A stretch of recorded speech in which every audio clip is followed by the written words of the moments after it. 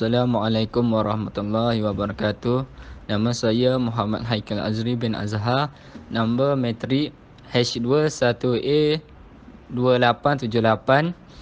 Saya akan mulakan dengan pengenalan.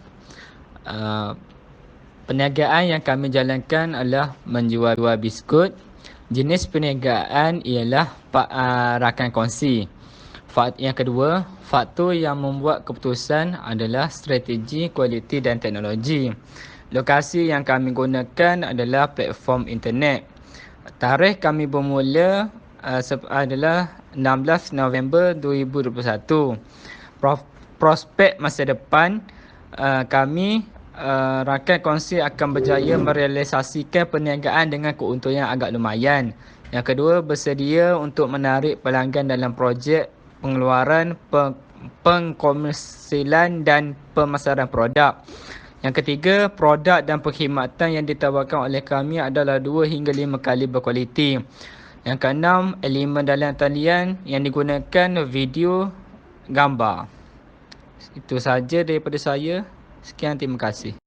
Tujuan rancangan perniagaan. Tujuan rancangan perniagaan ini dijadikan sebagai garis panduan dalam mengendalikan perniagaan syarikat untuk menguruskan dan menjalankan produk yang dihasilkan, dan disediakan untuk membentangkan perancangan perniagaan Cookielicious yang meliputi aspek pengurusan, pemasaran, pentadbiran dan kewangan.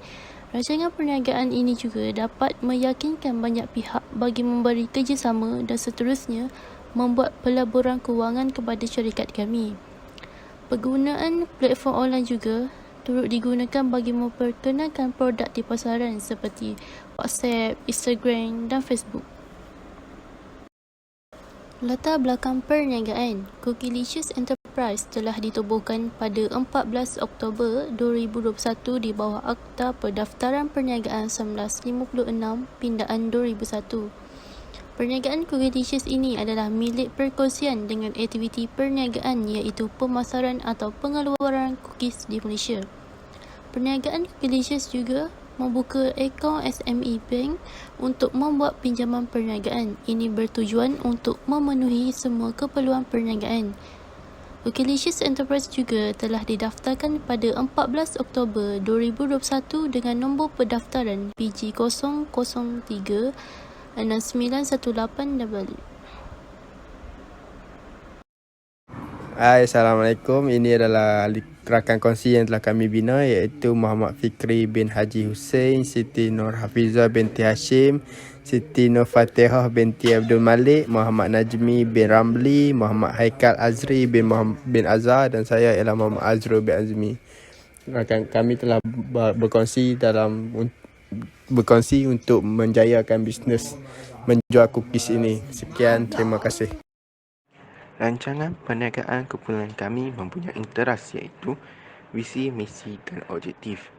Antaranya, visi iaitu meraih kejayaan dari segi keuntungan dan modal yang banyak untuk memperkembangkan aktiviti perniagaan yang pelbagai.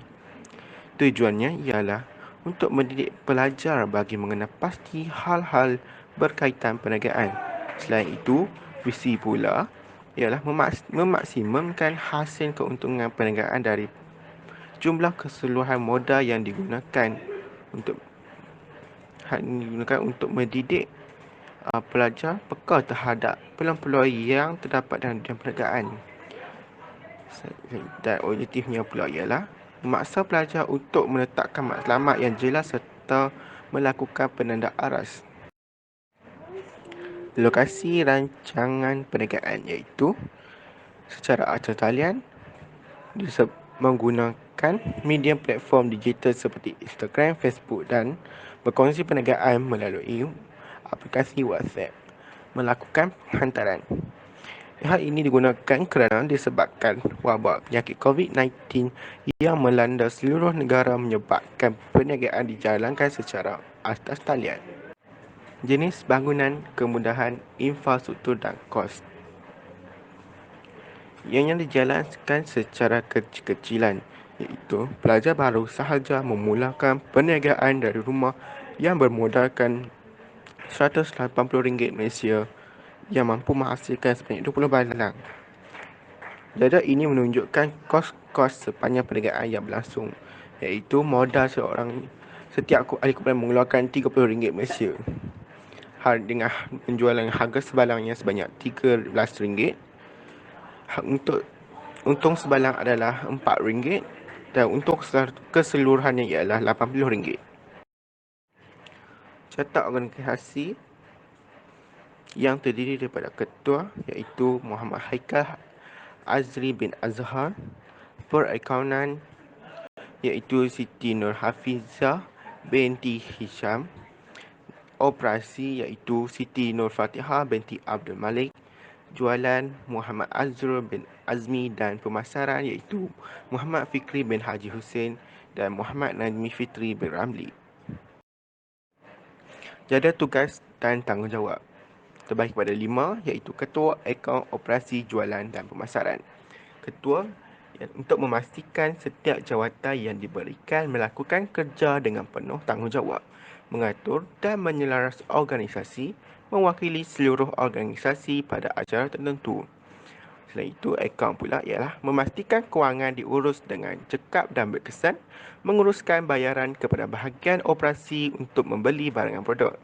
Di samping itu, bahagian operasi pula ialah memastikan produktiviti dan kecekapan pada tahap maksimum, berusaha untuk mengurangkan kos operasi. Selain itu, jualan ialah tanggungjawab keseluruhan adalah bagi mewujudkan dan menyelaras semua strategi jualan, rancangan kempen dan fungsi. Memberikan cadangan untuk membaiki atau menambah reka bentuk produk baru dan membantu dalam pembangunan dan ujian produk. Akhir sekali ialah bahagian pemasaran iaitu mengenal pasti pasaran sasaran dan menganalisis trend pasaran semasa, mengkaji keperluan dan kehendak pelanggan serta maklumat persaingan. Plan pejabat. Pejabat digunakan iaitu UMK kampus kota digunakan sebagai lokasi kerana masih belum menjalankan perniagaan secara besar-besaran.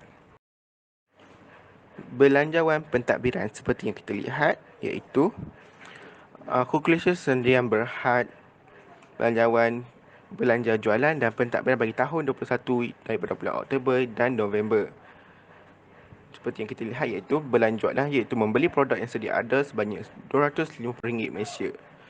Belanjaan yang lain tidak ada dan hasilnya jumlah iaitu adalah RM250 Malaysia. Yang pertama, produk penerangan perkhidmatan. Cookielicious mengeluarkan produk yang berasaskan cookies yang terdiri daripada 3 perasa iaitu vanilla, coklat dan red velvet. Antara perkhidmatan yang ditawarkan kepada pelanggan adalah pelanggan boleh membuat tempahan pada bila-bila masa sahaja dan Cookielicious juga menyediakan perkhidmatan penghantaran kepada pelanggan yang jauh. Yang kedua, saiz pasaran. Jumlah keseluruhan kumpulan sasaran dianggarkan daripada 10 orang pelanggan. 2 orang pelanggan atau 20% daripada jumlah keseluruhan adalah merupakan pelanggan yang berpotensi. Yang ketiga, sasaran pasaran. Terdiri daripada penduduk-penduduk di kawasan perniagaan, kumpulan pelajar, kumpulan pekerja, golongan kanak-kanak dan juga pengedar perseorangan. Keempat, persaingan.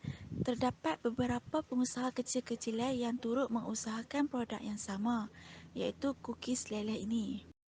Yang kelima, ramalan jualan. Ramalan jualan ini merupakan proses untuk menganggar jualan perniagaan pada masa akan datang. Yang keenam, pasaran. Pasaran ada dua iaitu pasaran pengguna dan pasaran perniagaan. Pasaran pengguna ini disebut sebagai pasaran pengguna persendirian atau pengguna akhir.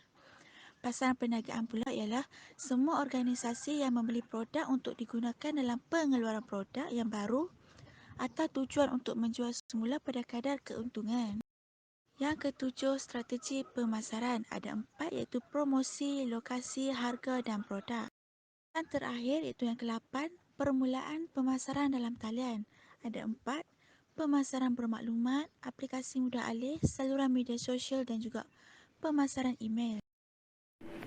Rancangan operasi, jadual dan proses yang kita boleh lihat seperti dalam slide, iaitu cara-cara untuk membuat cookies. Yang pertama, panaskan oven ke suhu 170 darjah Celsius. Pukul mentega, gula custard dan gula perang. Kemudian telur berserta dengan esen vanila.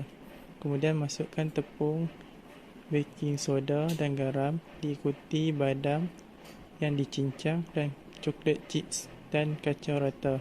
Seterusnya, gunakan aiskrim scoop, kautkan dan susun di atas baking tray yang dilapis dengan menggunakan parchment dalam jarak yang sesuai.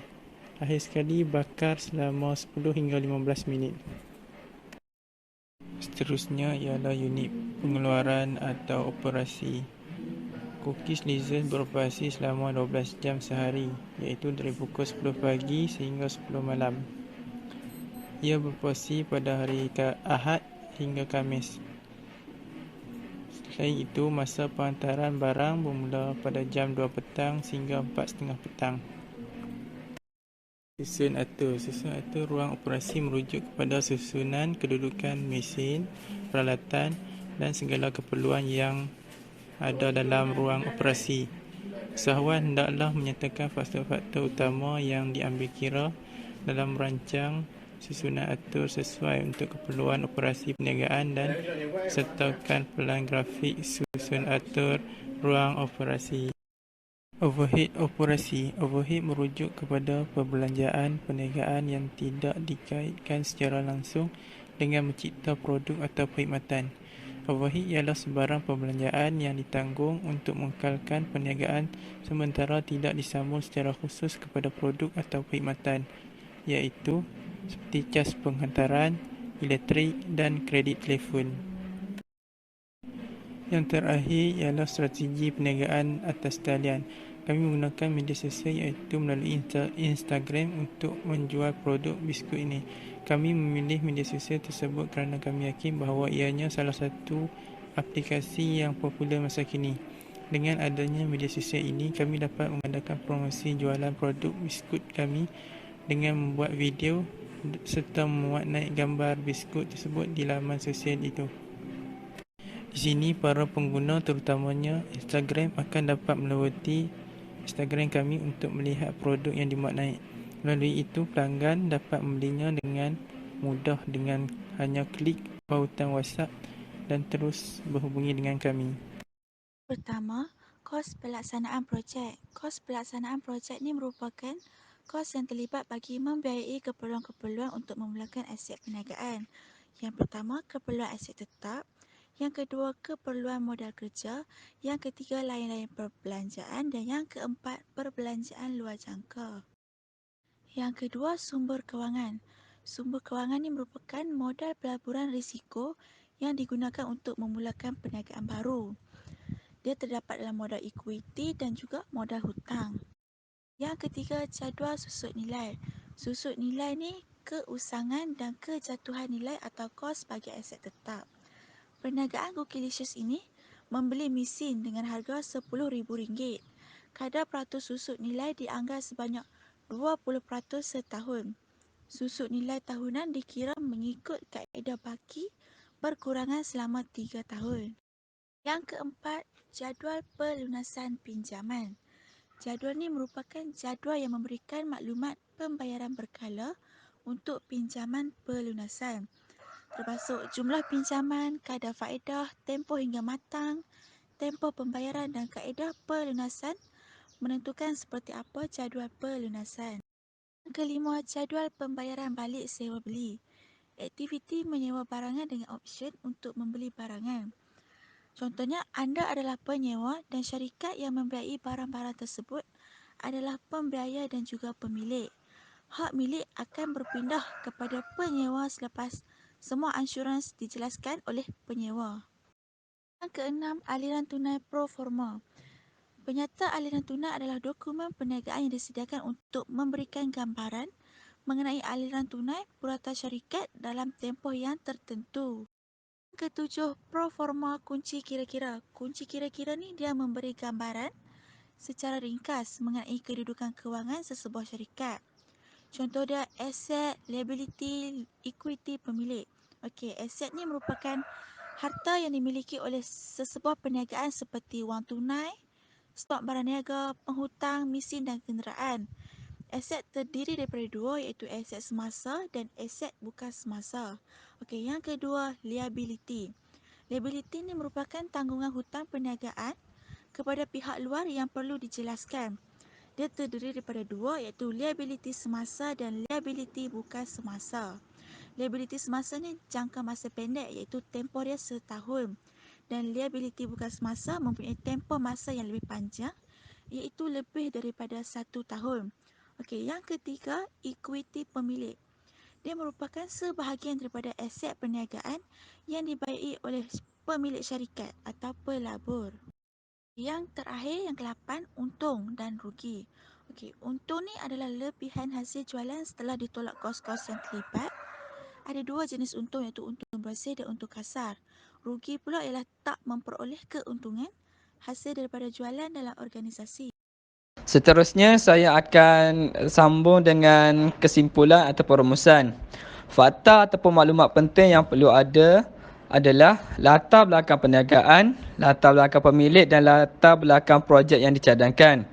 Mengapakah projek itu boleh digunakan? Iaitu yang pertama, permintaan yang tinggi, modal rendah dan kurang persaingan.